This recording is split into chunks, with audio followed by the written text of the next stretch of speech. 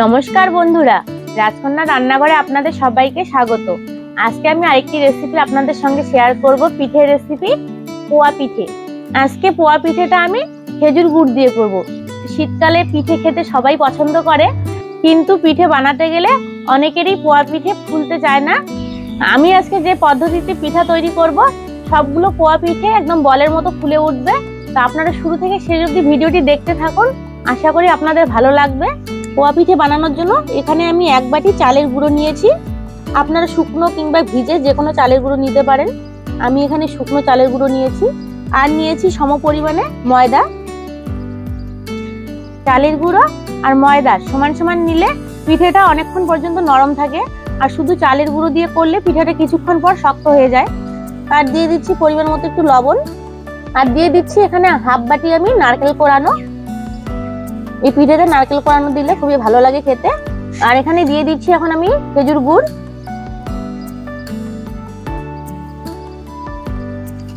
সব উপকরণ আমি ভালোভাবে মেখে নেব শুকনো অবস্থায় একটু।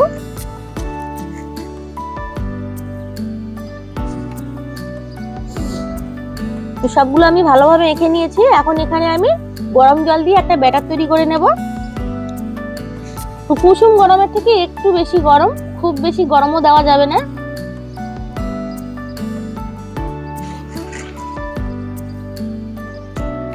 আর এখানে আমি পিঠের ব্যাটারটা হাত দিয়ে গুলিয়ে নিচ্ছি। আপনারা এটা হ্যান্ড ব্লেন্ডার দিয়েও করে নিতে পারেন, হাত দিয়ে করলে পিঠেটা খুবই ভালো হয়। ব্যাটারটা এখনো অনেকটা ঘন আছে, আর একটু জল মিশিয়ে নিয়ে আমি পাতলা করে নেব। আর একটু, খুব বেশি পাতলা করা যাবে না। এই ব্যাটারটা আমি 6-7 মিনিট ধরে ভালোভাবে মেখে নিয়েছি। ব্যাটারটা আমার একদম রেডি হয়ে গেছে পিঠে ভাজার জন্য। আর ব্যাটারের ঘনত্বটা আপনাদেরকে দেখিয়ে দিচ্ছি। এই যে দেখুন, এরকম হবে ব্যাটারের ঘনত্বটা। খুব বেশি পাতলা করা যাবে না কিন্তু। তো পিঠেগুলো এখন আমি ভেজে নেব। ব্যাটারটা বানানোর পর আর অপেক্ষা করার কোনো দরকার হয় না।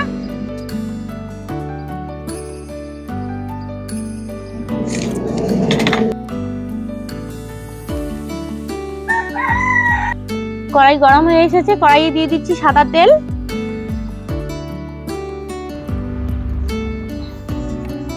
তেল গরম হয়ে এসেছে, এখন তেলের মধ্যে আমি একটা প্লেট দিয়ে দেবো। এই প্লেটটাতে করে আমি পিঠেগুলো ভেজে নেব, তাহলে সবগুলো পিঠেই সমান মাপের এবং সবগুলো পিঠে বলের মতো ফুলে উঠবে।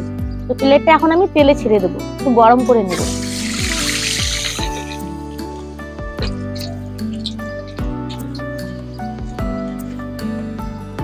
প্লেটটাকে এভাবে উঠিয়ে নেব এখন।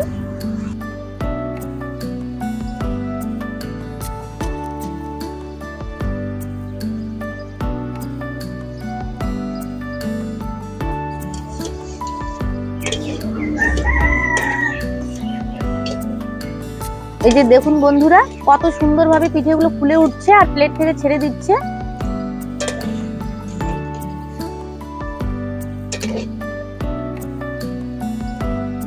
এই যে দেখুন, যে পিঠেটা ভাজা হয়ে গেছে লাল লাল করে, এখন নামিয়ে নেব।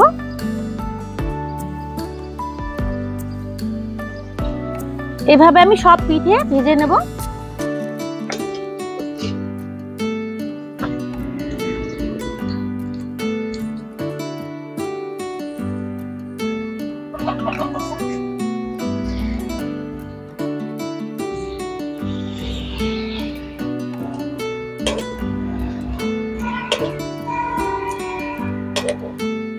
এই যে দেখুন, একদম ছেড়ে দিয়েছে, কত সুন্দর করে ফুলে উঠলো।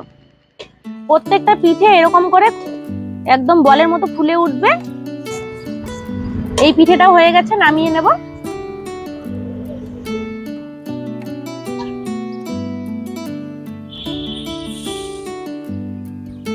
যেভাবে একটু একটু করে ব্যাটার দেবেন, এইভাবে তেলে ছেড়ে দেবেন,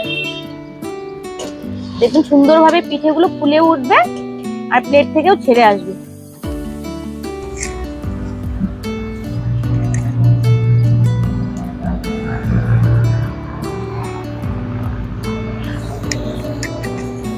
এই যে দেখুন, প্রত্যেকটা পিঠে কি সুন্দর ফুলে ফুলে উঠছে। আর এই যে দেখুন, প্লেট থেকে ছেড়ে দিচ্ছে।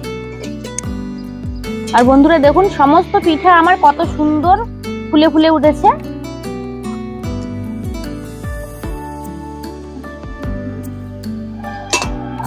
এই যে দেখুন বন্ধুরা, কত সহজে কত সুন্দরভাবে আমি পোয়া পিঠেগুলো ভেজে নিলাম। আর সবগুলো পিঠে একদম ফুলকো ফুলকো হয়েছে, মানে একদম বলের মতো করে ফুলেছে। আর এই যে দেখুন, একটা আমি আপনাদেরকে ভেঙে দেখাচ্ছি ভিতর থেকে কিরকম হয়েছে। এই যে দেখুন, ভিতর থেকেও কত সুন্দর হয়েছে।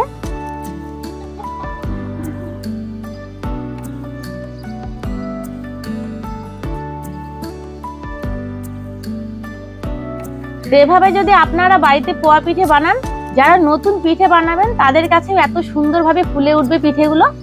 আশা করি আপনাদের আজকের ভিডিওটি ভালো লেগেছে। ভালো লেগে থাকলে লাইক কমেন্ট শেয়ার করে দেবেন। আর আমার চ্যানেলটিতে নতুন হয়ে থাকলে চ্যানেলটি সাবস্ক্রাইব করে দিয়ে আমার পাশে থাকবেন। ভিডিওটি এখানে শেষ করছি।